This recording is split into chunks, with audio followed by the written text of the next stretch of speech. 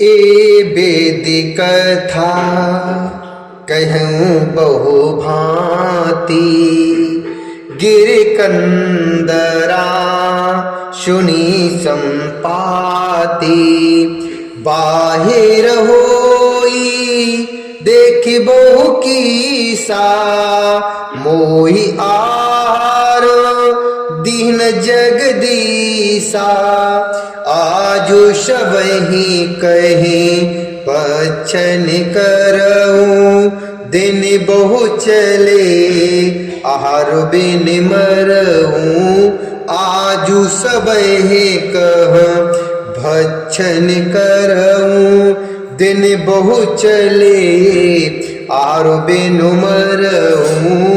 कबहू न मिलो भरी उदर आहारा, आजु दीन विद एक ही बारा। आजु दीन विद एक ही बारा। इस प्रकार जामवान बहुत प्रकार से कथाएं कह रहे हैं। इनकी बातें पर्वत की कंदरा में संपाति ने सुनी। बाहर निकलकर उसने बहुत से वानर देखे। तब वह बोला, आह, जगदीश्वर ने मुझको घर बैठे बहुत सारा आहार भेज दिया है। आज इन सबको खा जाऊंगा। बहुत दिन बीत गए, भोजन के बिना मर रहा था, पेट भर भोजन ही नहीं मिल पा रहा था।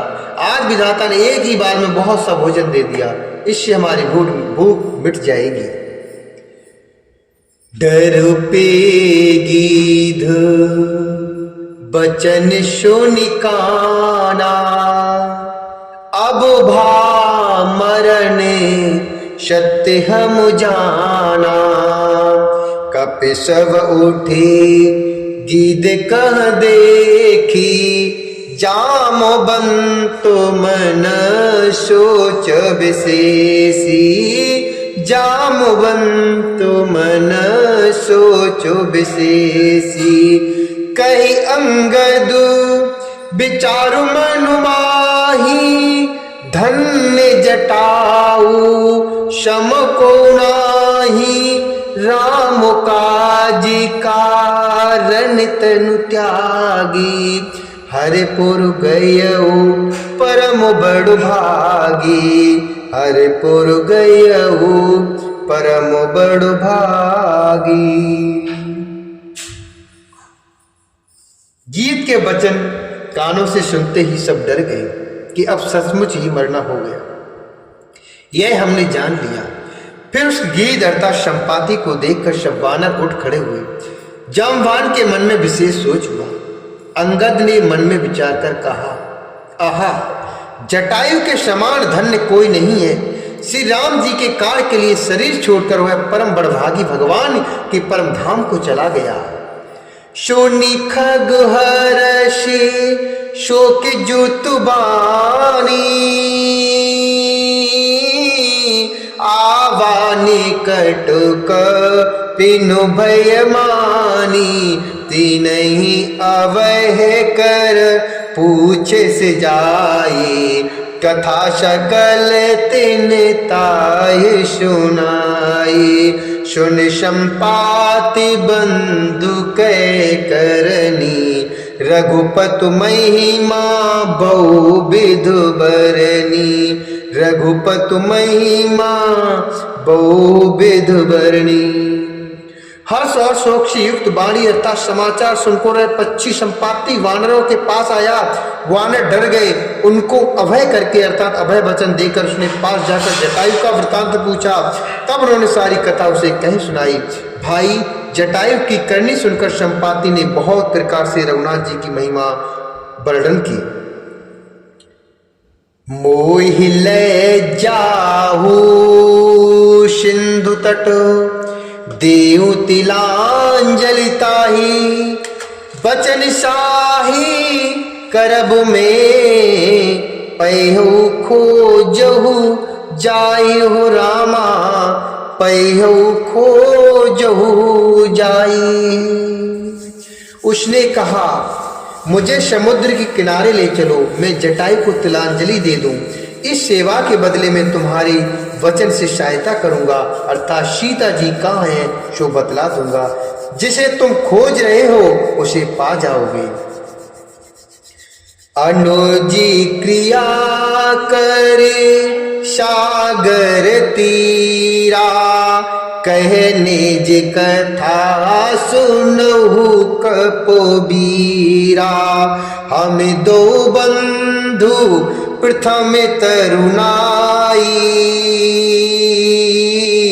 गगन गए रब निकट उड़ाई।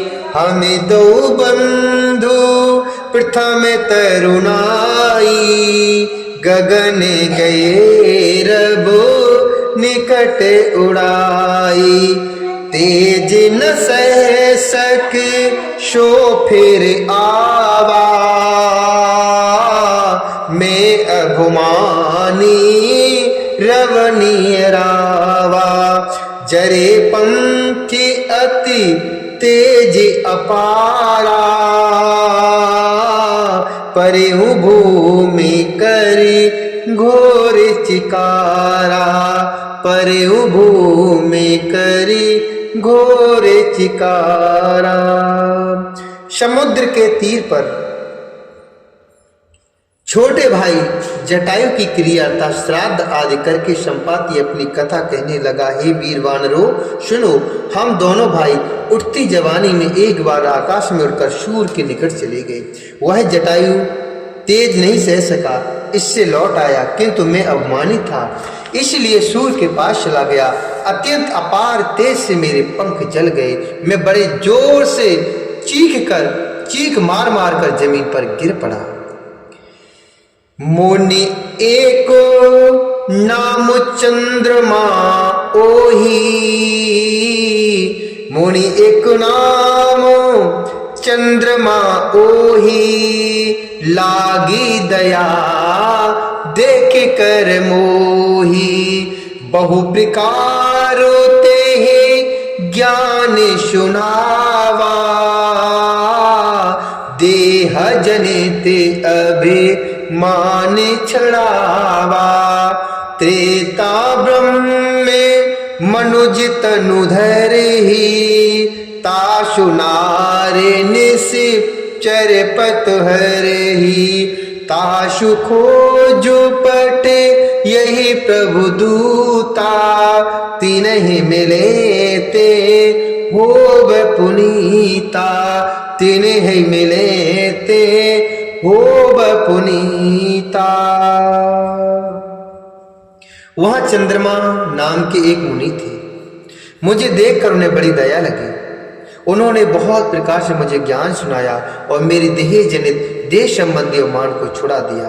उन्होंने कहा, त्रेता युग में साक्षात परब्रह्म मनुष्य शरीर धारण करेंगे।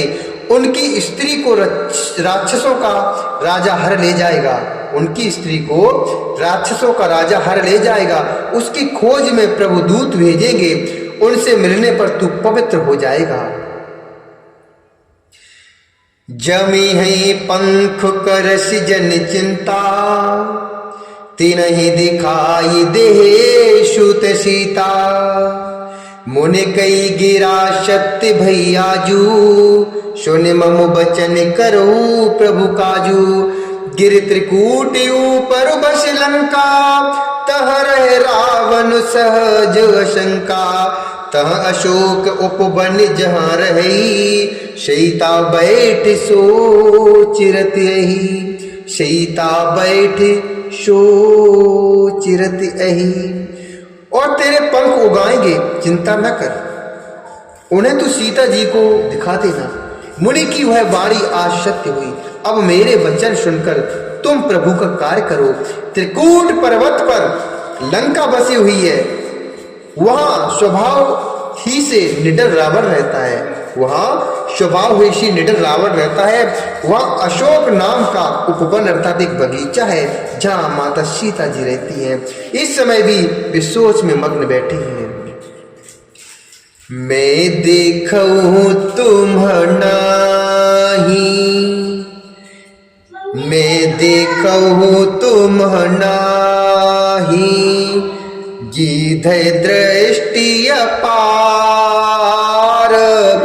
बूढ़ भयउ न करते कछुक सार है तुम्हार हो रामा, कछुक सा है तुम्हार। मैं उन्हें देख रहा हूं, तुम नहीं देख सकते, क्योंकि गीत की दृष्टि अपार होती है, बहुत दूर तक जाती है। क्या करूं, मैं बूढ़ा हो गया, नहीं तो तुम्हारी कुछ तो सहायता अवश्य ही कर देता। जो ना गई सती जो जन सागर,